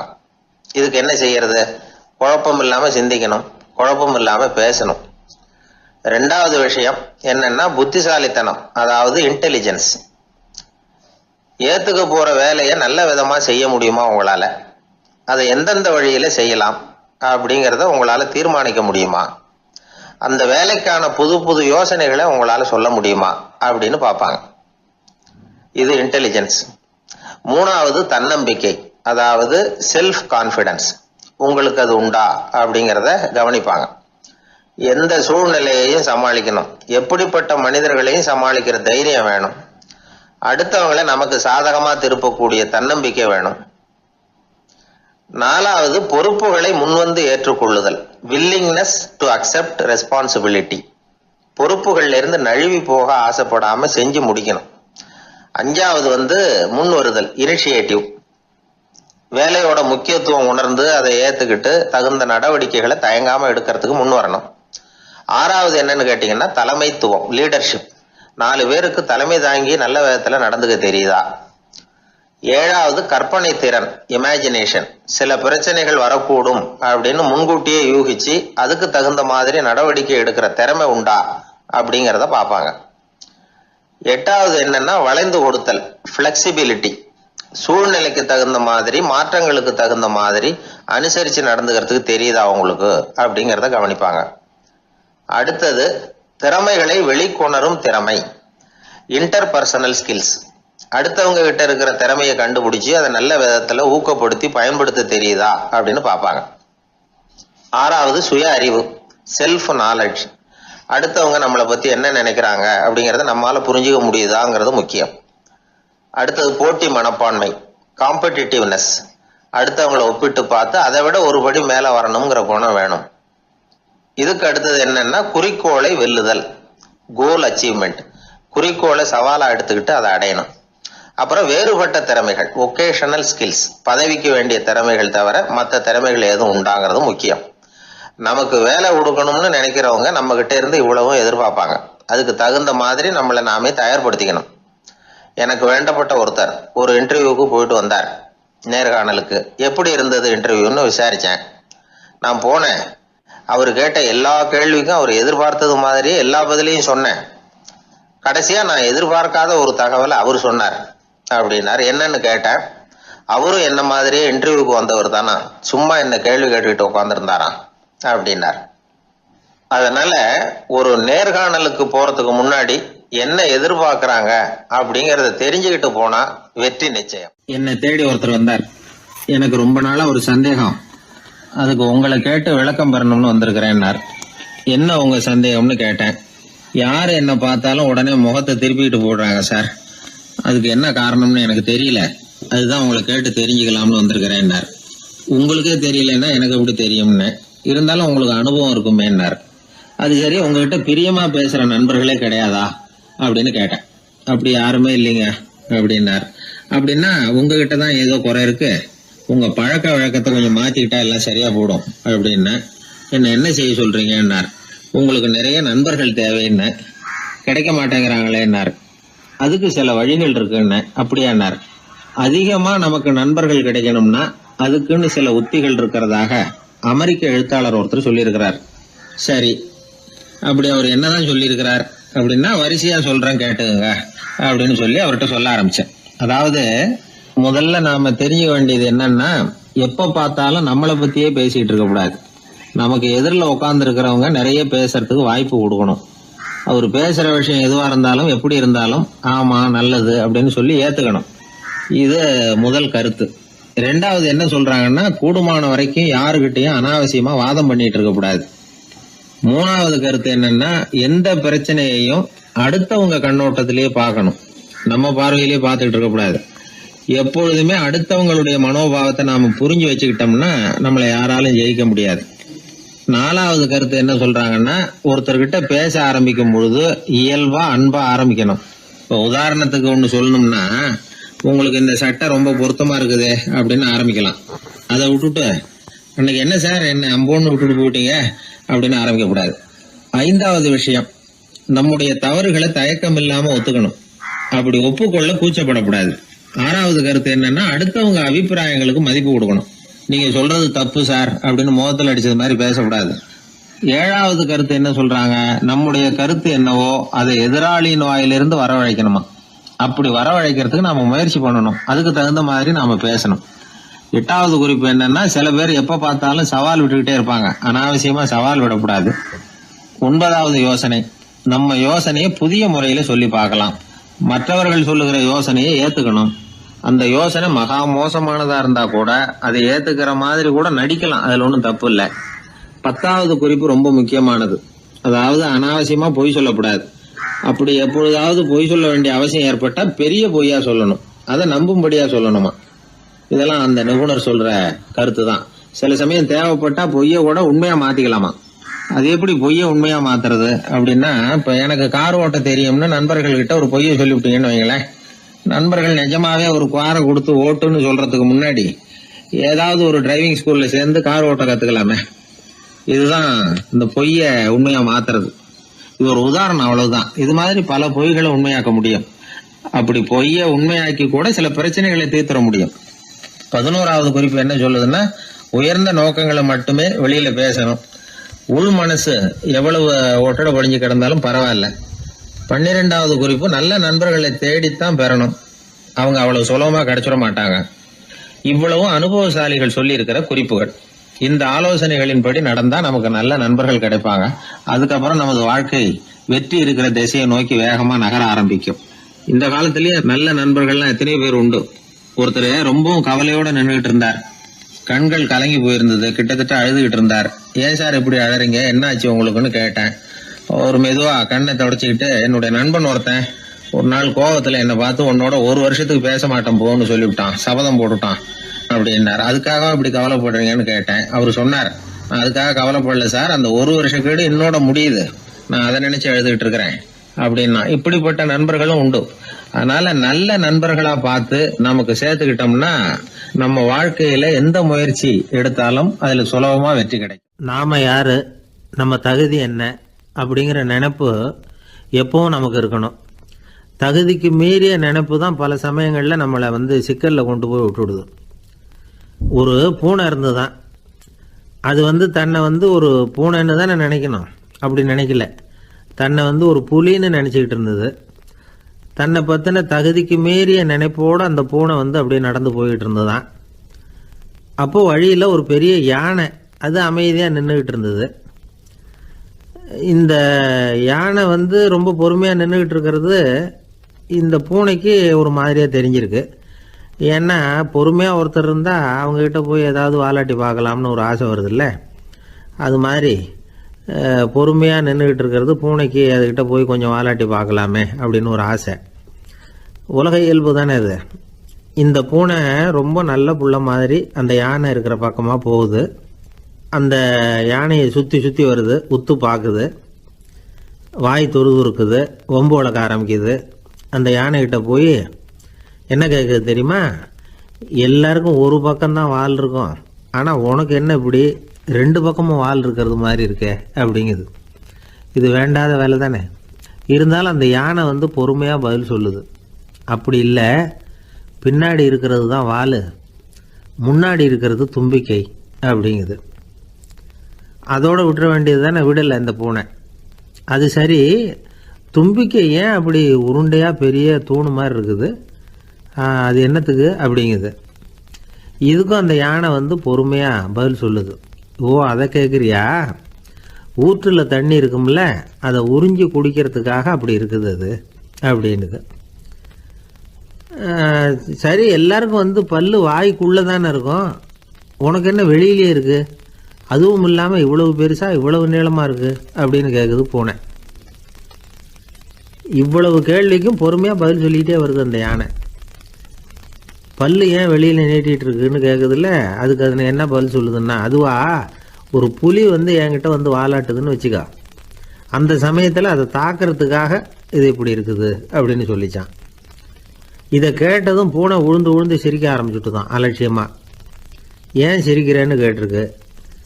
என்னமோ பாயறது மாதிரி பேசுறிய, மலை எங்கேயாவது பாயறது உண்டா? நீ கருப்பாக பெருசாக இருக்கிற மலை மாதிரி இருக்கிற, உன்னால் எப்படி பாய முடியும், அது முடியாத காரியம் அப்படின்னு சொல்லிவிட்டு மறுபடியும் சிரிக்குது அந்த பூனை. என் உடம்பை பார்த்துட்டு தானே மலைன்னு சொல்கிற, நான் பாய வேண்டிய அவசியம் இல்லை, என்னுடைய எதிரியை பாய வச்சுருவேன் அப்படின்ட்டு. எப்படி பாய வைப்பேன்னு கேட்டதான் பூனை. இந்த உன்னை பாய வைக்கிறேன் பார் அப்படின்னு சொல்லி அந்த பூனையை அப்படியே தும்பிக்கையால் லேசாக தூக்கி வேகமாக விட்டெறிஞ்சுதான். எங்கேயோ போய் தூரத்தில் பொத்துன்னு விழுந்தது அந்த பூனை. அப்பாடான்னு இடுப்பை பிடிச்சிக்கிட்டே எழுந்திரிச்சு நின்று பார்க்குது. தூரத்தில் அந்த யானை இன்னமும் பொறுமையாக ஆனால் கம்பீரமாக நின்றுக்கிட்டு இருக்குது. இப்போ தான் அந்த பூனைக்கு ஞானோதயம் பிறக்குதான். யானை பாய வேண்டிய அவசியம் இல்லை, அதுக்கு நீளமாக தும்பிக்கை இருக்குது அப்படிங்கிறத அது புரிஞ்சுக்கிட்டு தான். வலியாரிடம் வாயாடக்கூடாது அப்படிங்கிற பாடத்தை இந்த பூனை கற்றுக்கிட்டது. இந்த காட்சி பாவேந்தர் பாரதிதாசன் கைவண்ணத்தில் ஒரு கவிதையாக உருவெடுத்து வருது. பாவேந்தர் எழுதின கவிதை என்ன தெரியுமா? 2 பக்கமும் வாலா என்றது பூனை, எதிரிலே தும்பிக்கை என்றது யானை, உருண்ட துதிக்க ஏனோ என்றது பூனை, ஊற்று நீரை உறிஞ்ச என்றது யானை. திரண்டு நீண்ட பல் ஏன் என்றது பூனை. சீரும் புலியை தாக்க என்றது யானை. இருண்ட மலை பாயாதென்றது பூனை. எடுத்தெறிந்தது பூனையை போய் யானை. இந்த கவிதையில் ஒரு பாடமும் இருக்குது, படமும் இருக்குது. அதாவது இதை படிக்கவும் முடியுது, பார்க்கவும் முடியுது. வலியார்கிட்ட வாயாடக்கூடாதுங்கிற சின்ன பிள்ளைங்க மட்டும் இல்லை, பெரியவங்களுக்கும் தேவையான கருத்தை இதிலேருந்து நாம் புரிஞ்சிக்க முடியுது. ஒருத்தன் அப்படி தான் ஆத்தங்கரையில் பொறுமையாக உட்காந்துக்கிட்டு இருந்த இன்னொருத்தனை போய் தலையில் கூட்டினான். அவன் பார்த்தான். உடனே ₹1 எடுத்து இவன் கையில் கொடுத்தான். இவனுக்கு ஒன்றும் புரியல. அவன் சொன்னான், இந்த ஊரில் இப்படி ஒரு வழக்கம், யாரை கூட்டினாலும் ஒரு கூட்டுக்கு ₹1 விதமாக கொடுத்துட்றது பழக்கம் அப்படின்னு பொறுமையாக சொல்லியிருக்கிறான். இவனுக்கு ரொம்ப ஆசை உண்டாயிட்டுது. உடனே ஊருக்குள்ளே ஓடினான். கொஞ்ச நேரம் கழித்து திரும்பி ஓடி வந்தான். அந்த முதல் ஆசாமியை மறுபடியும் பார்த்தான். உங்கள் பேச்சை கேட்டுவிட்டு ஊருக்குள்ளே போய் ஒரு பெரிய ஆசாமியை பார்த்து அவன் தலையில் 10 குட்டு கூட்டினேன். ஆனால் அவன் உடனே என்கிட்ட இருந்ததை எடுத்து என் கையிலேயே கொடுத்துட்டான் அப்படின்னா. என்னத்தை பணத்தையான்னு கேட்டிருக்கிறான். இல்லை பல்லு அப்படின்னு சொல்லி கையில் காட்டினான். ஒரு ரயில் வேகமாக போயிட்டுருக்கு. அது ஒரு ரயில்வே ஸ்டேஷனில் கொஞ்ச நேரம் நின்றுது. அப்போ அதில் ஒரு ஆள் ஏறினார். தலையில் ஒரு மூட்டையை வச்சுருந்தார். மூட்டையை தலையில் சுமந்துக்கிட்டே உள்ளே வந்தார். மூட்டையை தலையில் சுமந்துக்கிட்டே ஒரு இடத்துல உட்காந்தார். ரயில் மறுபடியும் புறப்பட்டுது. இவர் தன் தலையில் இருந்த மூட்டையை கீழே இறக்கி வைக்கணும்ல, வைக்கல, சுமந்துக்கிட்டே வரார். எதிரில் உட்காந்துருந்தவர் கேட்டார், ஏங்க ஏன் இப்படியே உட்காந்துருக்குறீங்க தலையில் மூட்டையை வச்சுக்கிட்டு? மூட்டையை கீழே இறக்கி வைக்கலாமே அப்படின்னார். வேணாங்க, பாவம், தலையில் இருக்கிற மூட்டையை இறக்கி ரயிலில் வச்சா ரயிலுக்கு பாரம் அதிகமாக இருக்கும் அப்படின்னார் அவர். இப்படி ஒரு ஆளை பார்த்தா நமக்கு சிரிப்பு தான் வரும். ஏன்னா ரயிலுங்கிறது அந்த மூட்டையையும் சேர்த்து சுமந்துக்கிட்டு தான் போகுது. அவன் அந்த மூட்டையை தலையில் வச்சுருந்தாலும் ஒன்று தான், தரையில் வச்சுருந்தாலும் ஒன்று தான். அதனால் ரயிலுக்கு எந்த மாற்றமும் ஏற்பட போகிறதில்ல. அதே மாதிரி தான் நம்ம மனமும். இதுவும் ஒரு தேவையில்லாத சுமை, அனாவசியமாக சுமந்துக்கிட்டு இருக்கிறோம். இதை கீழே இறக்கி வச்சுட்டா வாழ்க்கை பிரயாணம் சுகமாக இருக்கும். ரயில் பிரயாணம் பண்ணுற அந்த ஆள் மூட்டையை சுமக்கிறான், வாழ்க்கை பிரயாணம் பண்ணுற நாம மனசை சுமக்கிறோம். இது ரெண்டுக்கும் எந்த வித்தியாசமும் இல்லை. மனசை கீழே இறக்கி வச்சுட்டா பாரம் இல்லாமல் வாழலாம், பறவைகள் மாதிரி பறக்கலாம், குழந்தைகள் மாதிரி கள்ளங்கபடம் இல்லாமல் வாழலாம். இந்த வெளி உலகத்தில் நாம் நிலை பெற்று இருக்கணும், வேரூன்றி இருக்கணும். அதே சமயம் நம்முடைய உள்வெளியில் ஆன்மீக வாழ்க்கையில் பாரம் இல்லாமல் இருக்கணும். அப்போ பறக்கணும், நதியை போல் ஓடணும், மிதக்கணும். பயணம் சுகமாக இருக்கும், களைப்பு தெரியாது, கவலை தெரியாது. ஒரு சீடன் போதி தர்மரை நாடி வந்தான். குருவே, நீங்கள் என்ன வெறுமையாக இருக்க சொன்னீங்க, நான் இப்போ மறுபடியும் வெறுமையானவன் ஆகிட்டேன், அதனால் இப்போ என்ன செய்ய சொல்கிறீங்க என்ன அப்படின்னு சொல்லி நின்னான். உடனே அந்த குரு பக்கத்தில் இருந்த ஒரு குச்சியை எடுத்து அவன் தலையில் அடித்து, போய் அந்த வெற்றுத்தன்மையையும் வீசி எறிந்து விட்டு வா அப்படின்னார். நான் இப்போ காலியாக இருக்கிறேன்னு ஒருத்தன் சொல்கிறான்னு வச்சுங்க, அது உண்மை இல்லை. ஏன்னா இன்னமும் அதில் நான்கிற எண்ணம் இருக்குது. எந்த சிந்தனையும் இல்லாமல் இருக்கிறது கடினம்தான். ஆனாலும் மனிதன் அதில் உள்ள நுட்பத்தை புரிஞ்சுக்கிட்டான்னா இவ்வளவு தூரம் தூக்கி சுமந்துக்கிட்டு வந்த அந்த மனதின் முட்டாள்தனத்தை அவனே பார்த்துட்டு சிரிப்பான். இதுதான் பெரியவங்க சொல்லியிருக்கிற ஆலோசனை. நம்மால் ஒருத்தன் தலையில் ஒரு பெரிய மூங்கில் கூடையோடு ரயிலில் உட்காந்தான். கூடை தலையில் இருந்தது, கீழே இறக்கி வைக்கல. எதிரில் இருந்தவர் கேட்டார், ஏங்க எதுக்காக அதை அனாவசியமாக சுமந்துக்கிட்டே இருக்கீங்க, கீழே இறக்கி வைங்களேன்னார். இல்லைங்க, நான் வீட்டை விட்டு புறப்படும் பொழுதே என் பையன் சொல்லிவிட்டான், கூடையை தலையை விட்டு இறக்கக்கூடாதுன்னு அப்படின்னார். அவன் சின்ன பையன், விவரம் இல்லாமல் சொல்லியிருப்பான்.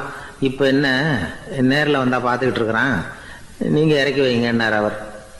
அவன் நேரில் பார்த்துக்கிட்டு இல்லை, இருந்தாலும் நான் இந்த கூடையை கீழே இறக்கி வச்சா அது அவனுக்கு தெரிஞ்சிடும் அப்படின்னாரு இவர்.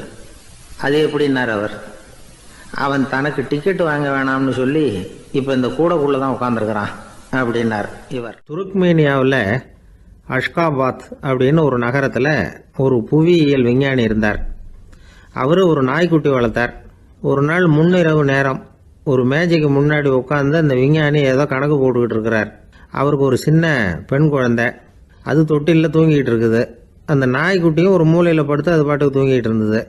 ஒரே அமைதி. அந்த நேரத்தில் திடீர்னு அந்த நாய்க்குட்டி துள்ளி எழுந்திரிச்சது. நேராக குழந்தைகிட்ட ஓடிச்சு. அந்த குழந்தைய அது போட்டிருந்த ட்ரெஸ்ஸோடு சேர்த்து கவ்வி தூக்குச்சு. தூக்கிக்கிட்டு வாசல் பக்கம் ஓடிச்சு. நாய்க்குட்டி குழந்தைய கவ்வி தூக்க முடியுமாங்கிற சந்தேகம் உங்களுக்கு இல்லையா? நீங்கள் நம்ம ஊர் நாய்க்குட்டியவே பார்த்து பழக்கப்பட்டிருக்கீங்க. அதனால் நம்புறதுக்கு சிரமமாக இருக்கும். அந்த ஊர்லெலாம் அது ரொம்ப ஸ்ட்ராங்காக இருக்கும். ஒரு ஏதோ கண்ணுக்குட்டி மாதிரி இருக்கும். விஞ்ஞானி அதை பார்த்துட்டார். உடனே அந்த நாய்க்கு வெறி பிடிச்சிட்டுதுன்னு முடிவு பண்ணிட்டு தன்னோட கை துப்பாக்கி எடுத்துக்கிட்டு ஓடி வந்தார். அவர் வெளியில் நாய்க்குட்டி எங்கே அப்படின்னு பார்த்து தேடுறார். அந்த நேரத்தில் அந்த வீடு இடிஞ்சு விழுது. காரணம் பூமி அதிர்ச்சி. இப்படி பூமி அதிர்ச்சி உண்டாக போகுதுங்கிறது அந்த நாய்க்குட்டிக்கு முன்னாடியே தெரிஞ்சு போச்சு. அதுதான் குழந்தைய தூக்கிட்டு வெளியில் ஓடி வந்திருக்குது. அது மூலமாக அந்த குடும்பத்தையே காப்பாற்றிருக்குது அந்த நாய்க்குட்டி. இந்த சம்பவம் நடக்கிறதுக்கு 3 நாளைக்கு முன்னாடியே சில பிராணிகளுக்கு இப்படி நடக்க போகுதுங்கிறது தெரிஞ்சிருக்குதான். ஆமாம், அந்த நகரத்தில் 3 நாளைக்கு முன்னாடியே பாம்பு, பல்லி இதெல்லாம் அது தங்கியிருந்த வலையை விட்டு வெளியில் ஓடி வந்துட்டுது. அதே மாதிரி அங்கே இருந்த புறாவெல்லாம் பறந்து போயிடுச்சான். இதே மாதிரி யுகோஸ்லோவியாவில் கூட ஒரு நகரம், அங்கே ஒரு நாள் ராத்திரி ஒரு மிருக காட்சி சாலையில் திடீர்னு ஒரு பெரிய கலவரம், கூச்சல், குழப்பம். அங்கே இருந்த கழுதை, புலி, யானை, பறவை எல்லாம் கண்ணாபின்னான்னு கத்த ஆரம்பிச்சுட்டுது. நேர் யானை அதுக்குன்னு போட்டிருந்த தடுப்பையே தாண்டி குதிச்சு வெளியில் வந்துட்டுதான். மறுநாள் தான் எல்லாருக்கும் விஷயம் புரிஞ்சுது. அடுத்த நாள் காலையில் அங்கே பூமி அதிர்ச்சி உண்டாயிட்டுது. இப்போ பாருங்க, அதாவது மனுஷனை போய் தீர்க்க தரிசி அது இதுன்னு சொல்லிட்டு இருக்கிறோம். இவனை விட அது பரவாயில்லைன்னு தோணுது. அதாவது மிருகங்கள் ஒன்று நடக்க போகுதுங்கிறத முன்னாடியே புரிஞ்சுக்குதே. சரி, இதெல்லாம் எப்படி அது முன்கூட்டி புரிஞ்சுக்குது? அதுதான் படைப்பு ரகசியம். அதை கண்டுபிடிக்கிறதுக்கு தான் மனுஷன் ஆராய்ச்சி பண்ணிட்டு இருக்கிறான். விஞ்ஞானிகளோட ஆராய்ச்சியெல்லாம் ஒரு பக்கம் இருக்கட்டும், வீட்டுக்குள்ளேயே சில ஆராய்ச்சி பண்ணி பாருங்களேன். இப்போ சில யோசனை சொல்லி அதை சோதனை பண்ணி பாருங்க அப்படின்னு ஒருத்தர் சொன்னாராம்.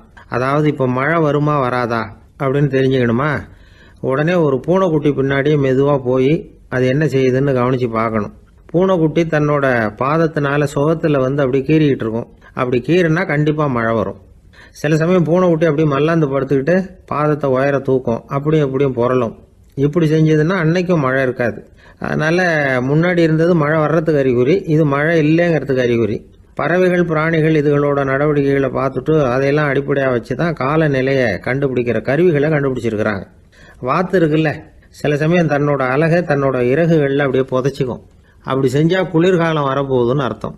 பருவநிலை குளிராக மாறப்போகுதுங்கிறதுக்கு இதுதான் அறிகுறி.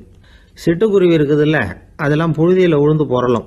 சிறகுகளை படபடன்னு அடிச்சுக்கும். அப்படி செஞ்சால் மழை வரப்போகுதுன்னு அர்த்தம். ஒன்று மட்டும் நாம் நல்லா தெரிஞ்சுக்கணும். இயற்கையின் சீற்றம்னு சொல்கிறோம் இல்லையா, இயற்கை ஏன் நம்ம மேலே கோவப்படுது? இயற்கையை நாம் அனுசரித்து போகிறதில்ல, அதனால் கோவப்படுது. காடுகளை அழிக்கப்படாது, விலங்குகளை கொல்லக்கூடாது, இயற்கை ஏற்படுத்தி வச்சிருக்கிற சமநிலையை கெடுக்கக்கூடாது. அதை புரிஞ்சுக்கிட்டு வாழ்ந்தோம்னா பூமியும் நடுங்காது, நாமளும் நடுங்க வேண்டிய அவசியம் இருக்காது. ஒருத்தர் இருந்தார், சாராய கடைக்கு போனாராம், நிறைய சாப்பிட்டார். அப்புறம் சொன்னார், இது ரொம்ப அற்புதமான சரக்கு போல இருக்கு. உள்ளே போன உடனே இந்த பூமியே நடுங்கிறது மாதிரி இருக்கு எனக்கு அப்படின்னாராம். இதுக்கு கடைக்காரர் சொல்லியிருக்கார், நீங்கள் சாப்பிட்டது வெறும் பச்சை தண்ணி தாங்க, இப்போ ஏற்பட்டிருக்கிறது நிஜம் பூமி அதிர்ச்சி அப்படின்னாராம். ஒரு ஊரில் ஒரு புகழ்பெற்ற பத்திரிகையாளர் இருந்தார். அவர் ஒரு நாள் திடீர்னு இறந்து போயிட்டார். அதுக்கப்புறம் நேராக சொர்க்கத்துக்கு போனார். சொர்க்கத்தின் வாசலில் நின்றுக்கிட்டு இருந்த ஒருத்தர் அவரை தடுத்தார். இதை பாரு, ஏற்கனவே இங்கே 12 பத்திரிகையாளர்கள் இருக்கிறாங்க, அவங்களுக்கே இங்கே வேலை இல்லை. அதுக்கு என்ன காரணம்னா, சொர்க்கத்தில் திடுக்கிடும் செய்திகள்லாம் ஒன்றும் கிடையாது. அப்படி என்ன இருக்க போகுது? இங்கே எல்லாம் அது ஒழுங்காக நடந்துக்கிட்டு இருக்கோம். எல்லாம் ஒழுங்காக நடந்தால் பத்திரிகைகளுக்கு சுவாரஸ்யமான கொலை, கொள்ளை, தீ வைப்பு இது மாதிரி எதுவும் இங்கே இல்லை. ஏற்கனவே இங்கே இருக்கிறவங்க எல்லாரும் மரத்தடியில் உட்காந்துக்கிட்டு தியானம் பண்ணிகிட்டு இருக்கிறாங்க. அந்த ஒரே செய்தி தான் தினமும் இங்கே வந்துக்கிட்டு இருக்குது. அதை படிக்கிறதுக்கே இங்கே ஆள் கிடையாது. அதனால் நான் என்ன சொல்கிறேன்னா, நீ பேசாமல் நரகத்துக்கே போயிடு. அங்கே எவ்வளவோ நிகழ்ச்சிகள் நடந்துக்கிட்டு இருக்கு. அங்கே தான் அதிகமான பத்திரிகையாளர்கள் தேவைப்படுறாங்க. அங்கே உனக்கு நிறைய வேலை இருக்கும். அதை செய்கிறதில்ல நீயும் மகிழ்ச்சியாக இருக்கலாம் அப்படின்னு சொன்னாராம். அங்கே அந்த சொர்க்கத்தின் வாசலில் நின்றுக்கிட்டு இருந்தவர். இந்த பத்திரிகையாளர் அங்கேயே நின்று கொஞ்சம் யோசனை பண்ணார். இவருக்கு சொர்க்கத்திலே இருக்கணும்னு தான் ஆசை. அதனால் மெதுவாக அவர்கிட்ட பேசினாராம். ஐயா, என்னை ஒரு 24 மணி நேரம் இங்கே உள்ளே இருக்கிறதுக்கு அனுமதி கொடுங்க. இங்கே இருக்கிற பல பத்திரிகையாளர்களை எனக்கு தெரியும். அவங்களில் சில பேரை சமாதானப்படுத்தி மெதுவாக பேசி நரகத்துக்கு அனுப்பி வச்சுட்றேன். நான் இங்கே இருந்துக்கிறேன். உங்கள் கணக்குப்படி 12 பேருக்கு மேலே இங்கே தாண்டாது, அப்படி பார்த்துக்கிறேன் அப்படின்னாராம். அவரும் யோசனை பண்ணி பார்த்துட்டு, சரி அப்படியே உனக்கு அனுமதி கொடுக்குறேன், ஆனால் ஒரு விஷயம், 24 மணி நேரம் தான் அனுமதி, அதுக்குள்ளே எல்லாம் நடக்கணும் அப்படின்ட்டுருக்கார். சரின்னு சொல்லிவிட்டு இந்த பத்திரிகையாளர் உள்ளே போனார். யோசனை பண்ணார், திட்டம் போட்டு ஒரு பொருளையை கிளப்பி விட்டார். சக பத்திரிகையாளர்கள் எல்லாம் கூப்பிட்டு சொன்னாராம், இந்த பாருங்க, நரகத்தில் ஒரு பெரிய தினசரி பேப்பரை கொண்டுகிட்டு வர்றதுக்காக திட்டம் போட்டுக்கிட்டு இருக்காங்க. அதுக்கு பல அதிகாரிகள் தேவைப்படுறாங்க, நிறைய சம்பளம் கிடைக்கும். யார் யாரெல்லாம் நரகத்துக்கு போக ஆசைப்படுறாங்களோ அவங்கெல்லாம் போகலாம் அப்படின்னு ஒரு பொருளையை கிளப்பி விட்டார். 24 மணி நேரம் கழித்து வாசல் பக்கம் போனார். அங்கே இருந்தவர்கிட்ட எத்தனை பேர் வெளியேறினாங்கன்னு விசாரிச்சாராம். அப்போ அவர் இவரை, நீ வெளியே போகக்கூடாது, முதல்ல உள்ளே தான் இருக்கணும் அப்படின்னு தடுத்தாராம். அப்புறம் சொன்னாராம், நீ சொன்ன செய்தியை கேட்டதும் இங்கே இருந்த எல்லா பத்திரிகையாளர்களுமே நரகத்துக்கு போயிட்டாங்கப்பா, உள்ளே யாருமே இல்லை, அதனால் நீ உள்ளே இருக்கலாம் அப்படின்னாராம். இதை கேட்டதும் இந்த பத்திரிகையாளரே குழம்பி போயிட்டார். ஒருவேளை உண்மையிலேயே நரகத்தில் புதுசாக பத்திரிகை ஏதாவது ஆரம்பிக்க போகிறாங்களோ அப்படின்னு அவரே நினைக்க ஆரம்பிச்சிட்டாராம். அப்புறம் சொன்னாராம், ஐயா என்னை விட்டுருங்க, நான் நரகத்துக்கே போயிடுறேன், அங்கே ஏதோ விசேஷம் இருக்கணும் அப்படின்னாராம். இல்லைன்னா இத்தனை பேரும் ஒட்டு மொத்தமாக அங்கே போகிறதுக்கு சான்ஸே இல்லை, என்னை தடுக்காதீங்கன்னு கெஞ்ச ஆரம்பிச்சிட்டாராம். மற்றவங்க நம்பணுங்கிறதுக்காக ஒரு பொருளையை கிளப்பி விட்டார். கடைசியில் தானே அந்த பொருளைக்கு ஆளாயிட்டார். அதாவது பிறரை ஏமாற்றிய அவரது மனம் கடைசியில் அவரையே ஏமாற்ற ஆரம்பிச்சுட்டு பாருங்க. நீங்கள் இப்படி அடுத்தவங்களை ஏமாத்துறதுக்கு உங்கள் மனசை பழக்கப்படுத்துறீங்க, ஆனால் கடைசியில் அதனால் நீங்களே ஏமாற்றப்படுகிறீர்கள் அப்படிங்கிறது பெரியவர்களுடைய புத்திமதி. அதனால் உங்கள் மனசுக்கிட்ட ரொம்ப எச்சரிக்கையாக இருங்கோ அப்படிங்கிறாங்க. நம்ம ஆளுங்க அங்கே போய் என்ன சொல்லுவாங்கன்னா, இந்த பாரு அங்கே போகாத இங்கே போகாதேன்னு பயமுறுத்துறது உண்டு. சில பேர் அங்கே பேய் இருக்குது, பிசாசு இருக்குது அப்படின்னு பொருளையை கிளப்பி விடுறது உண்டு. இருட்டு நேரம் காட்டு வழியாக ஒருத்தன் போய்கிட்டு இருக்கிறான். அங்கே பேய் பிசாசு நடமாட்டம் இருக்கிறதாக வதந்தி. இவன் பயந்துக்கிட்டே வேகமாக போகிறான். காடு முடிஞ்சு மெயின் ரோட்டுக்கு வந்து சேர்ந்தான். அப்பாடா, ஒரு பஸ்ஸு நின்றுக்கிட்டு இருக்கு தனியாக. இருட்டில் லேசாக தெரிஞ்சுது. ஓடி போய் ஏறி உள்ளே உட்காந்துக்கிட்டான். பயந்துக்கிட்டே போனவன் அப்புறம் தான் தெரியுது உள்ள யாருமே இல்லை, டிரைவரும் இல்லை, கண்டக்டரும் இல்லை, வேற யாரும் இல்லை. இவனுக்கு பேய் பயம் அதிகமாக போட்டுது. ஏன்னா நடு ராத்திரி. இந்த நேரம் பார்த்து அந்த பஸ்ஸு தானே நகர ஆரம்பிச்சுதான். இவனுக்கு இன்னும் பயம் அதிகமாக போட்டுது. ஏன்னா டிரைவர் சீட்டு காலியாக இருக்குது, பஸ்ஸு நகருது. இவன் உடம்பு பூரா நடுங்க ஆரம்பிச்சுட்டுது. வீல்னு கத்தலாமான்னு பார்த்தான். அந்த நேரம் பார்த்து அவன் தோளில் ஒரு கை விழுந்துதான். திடுக்கிட்டு திரும்பி பார்த்துருக்குறான். அங்கே டிரைவர் நிற்கிறார்.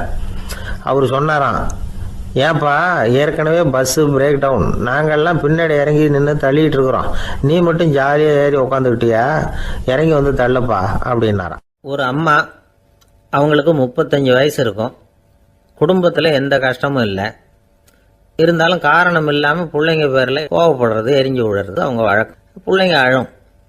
உடனே அவங்க மனசும் சங்கடப்படும். இன்னொரு அம்மா, நல்ல வேலையில் இருக்கிறவங்க, வாரத்துக்கு ஒரு தடவையாவது தலைவலி வந்துடும். இவங்களுக்கெல்லாம் உடம்புல எந்த கோளாறும் இல்லை, மனசு மட்டும் சரியாக இருக்காது. தூக்க மாத்திரை கையில் வச்சுருப்பாங்க. 30-35 வயசுடைய பெண்களுக்கு சர்வசாதாரணமாக காணப்படுகிற மனக்கோளாறு இது. இதுக்கு பேர் மனவாட்டம், டிப்ரெஷன், மனமடிவு அப்படின்னு சொல்லலாம். இந்த நோய்க்கு அறிகுறி என்ன தெரியுமா? மனசில் வருத்தமான உணர்வு இருக்கும், அடிக்கடி அழலாம் போல தோணும். முன்னால எல்லாம் எந்தெந்த செயலில் ஆர்வம் இருந்ததோ அதெல்லாம் குறைஞ்சிரும், அல்லது சுத்தமாகவே ஆர்வம் இல்லாமல் போயிடும். சில பெண்கள் இளம் வயசில் பக்கத்தில் இருக்கிறவங்க கிட்ட கலகலப்பாக பேசுவாங்க, வீட்டை அலங்கரிக்கிறதுல ஆர்வம் இருக்கும். இப்போ அதில் எல்லாம் ஆர்வம் இல்லாமல் போயிடும். எந்த வேலை செஞ்சாலும் சீக்கிரம் களைப்பு அடைஞ்சுடுறது மாதிரி ஆகிடும். நமக்கு யாருமே உதவியாக இல்லை, நம்ம எல்லாரும் கை விட்டுட்டாங்க போல இருக்குதே அப்படிங்கிற உணர்வுலாம் உண்டாகும். தன்னைத்தானே குறை சொல்லிக்குவாங்க. நாம் தப்பு பண்ணிவிட்டோம் போல இருக்குதே அப்படின்னு தோணும். குற்றம் பண்ணிட்டதா நினச்சி கஷ்டப்படுவாங்க. பசி இருக்காது, தூக்கத்தில் தொந்தரவு இருக்கும்.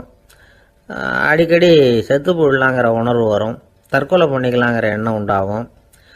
சில பேர் தற்கொலை முயற்சியில் கூட ஈடுபடுவாங்க.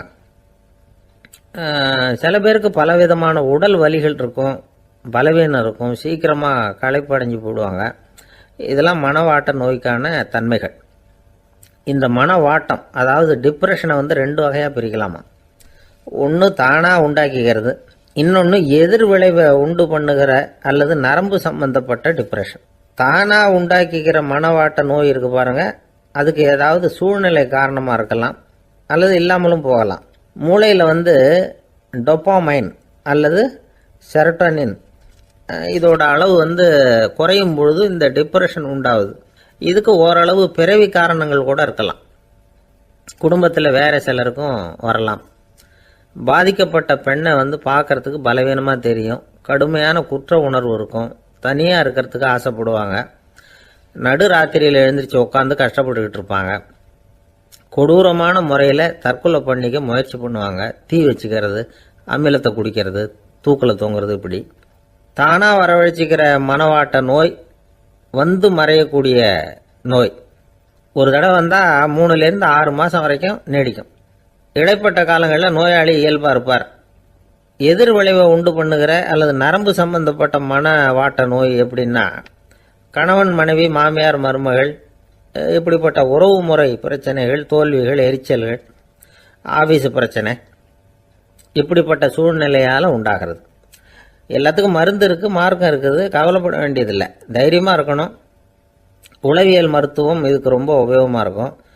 சில பெண்களை பாருங்கள், அவங்க எதுக்கும் அலட்டிக்கிறது இல்லை. ஒரு அம்மா அப்படி தான் தன்னுடைய கணவனை அழைச்சிக்கிட்டு ஒரு மனநோய் மருத்துவர்கிட்ட வந்தாங்க. டாக்டர், எங்கள் வீட்டுக்காரர் திடீர்னு ஒரு மாதிரி ஆயிட்டார், வித்தியாசமாக நடந்துகிறார். எப்படின்னா, இவர் தன்னையே ஒரு ஒட்டடை பூச்சியாக நினச்சிக்கிட்டு இருக்கிறார். அப்படி நினச்சிக்கிட்டு தன்னுடைய தலையாலேயே வீட்டில் உள்ள ஒட்டடையெல்லாம் தொடச்சிக்கிட்டு இருக்கிறார் அப்படின்னாங்க. எவ்வளவு நாளாக அப்படி இருக்குதுன்னு கேட்டார் டாக்டர். 1 வாரமாக அப்படி இருக்குது அப்படின்னாங்க அந்த அம்மா. அப்படின்னா முன்னாடியே ஏன் அழைச்சிட்டு வரல அப்படின்னு கேட்டார் டாக்டர். வீடு பூரா சுத்தமாகட்டுமேனு பார்த்துக்கிட்டு இருந்தேன் டாக்டர் அப்படின்னாங்களாம் அந்த அம்மா. துஷ்டரை கண்டால் தூர விலகு, இப்படி ஒரு பழமொழி உண்டு. எதுக்காக இப்படி சொல்லி வச்சாங்க? துஷ்டன் ஏதாவது தொந்தரவு கொடுப்பான், அதனால அவனை கண்டா பயந்துக்கிட்டு ஓடி ஒளிஞ்சிக்கோ அப்படின்னா இதுக்கு அர்த்தம் அப்படி இல்லை. ஒரு துஷ்டன் கிட்ட நெருங்கி போறோம்னு வச்சுக்கோங்க, அவன் நமக்கு கெடுதலான ஆலோசனைகள் எதையும் சொல்லலாம், அல்லது அவன் தீய உணர்வுகள் உள்ளவனா இருக்கலாம், அல்லது தீய செயல்கள் செய்யக்கூடியவனா இருக்கலாம், அல்லது தீய நட்புனால அவன் ஏற்கனவே கெட்டு போனவனா கூட இருக்கலாம். இப்படிப்பட்டவனை நெருங்கி போனா அவனோட பாதிப்பு நமக்கும் வந்துடும். அதனால விலகி போ அப்படின்னு சொல்றாங்க. இதையே கொஞ்சம் விவரமா இப்ப பார்ப்போமே.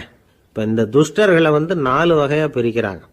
இந்த 4 வகைக்கும் உதாரணம் வேணும்னா வேற எங்கேயும் போக வேண்டியதில்லை, மகாபாரதத்தை பார்த்தாவே போதும். அதுல இந்த 4 வகையான தீயோரும் வர்றாங்க. முதல் வகைக்கு உதாரணம் சகுனி. இவன் மனசுல எப்பவும் தீய எண்ணங்கள் தான் நிறைஞ்சி இருக்கும், கனவுல கூட தீய ஆலோசனைகள். யாராவது ஒருத்தர் நல்லபடியா வாழ்ந்தா அதை இவனால சகிச்சிக்க முடியாது. இப்படிப்பட்டவனோட நெருங்கிய தொடர்பு துரியோதனனுக்கு கிடைச்சது. துரியோதனன் எப்படின்னா, அவன் ஏற்கனவே தீய காரியங்கள் செய்யறதுக்கு தயங்காதவன். அப்படிப்பட்டவனுக்கு தீய போதனைகள் செய்யறதுக்கு சகுனி உதவுனா. இந்த 2 பேரோட சகவாசம் இன்னொருத்தனுக்கு கிடைச்சது. அவன் யாருன்னா துச்சாதனன். அவன் தீய நடத்தை உள்ளவன். இந்த 3 பேரும் ஒன்னு சேர்ந்தா என்னத்துக்கு ஆகும்? உலகமே கெட்டு போடும்ல. இந்த 3 துஷ்டர்களோட நல்லவன் ஒருத்தன் வந்து சேர்ந்தான், அவன் தான் கர்ணன். கர்ணன் வந்து இயல்பாவே உத்தம குணம் உள்ளவன். அவன் நல்லவங்களோட சேராம இப்படிப்பட்ட கெட்டவங்க கிட்ட வந்து நட்பு வச்சுக்கிட்டான். அதனால அவனும் தீய செயல்களில் ஈடுபடுறது மாதிரி ஆயிடுது. துரியோதனனுடைய நண்பனா அவனுடைய ஆதரவுல வளர்ந்ததுனால அவனுக்கு துணையா இருக்க வேண்டி இருக்குது அப்படின்னா. நட்பு உரிமையினால உதவி புரிய வேண்டியது சரிதான், அது தப்புன்னு சொல்ல முடியாது. இருந்தாலும் தீய செயல்களுக்கு உதவி செய்யறது சரியில்லை. புத்தி பலம், புஜ பலம் எல்லாம் இருந்தா கூட தெய்வ பலம் இல்லைன்னா ஜெயிக்க முடியாது. கர்ணன் வந்து மகா வீரன், இருந்தாலும் கடைசியில் அவன் கதி என்னாச்சு? அவங்ககிட்ட எல்லா நல்ல குணங்களும் இருந்தது, இருந்தாலும் ஏன் இப்படி ஆச்சு? தீயவர்களுடைய சேர்க்கை தான் காரணம். அவங்களோட சேர்ந்ததுனால இவனையும் அப்படியே நினைக்க ஆரம்பிச்சுட்டாங்கல்ல.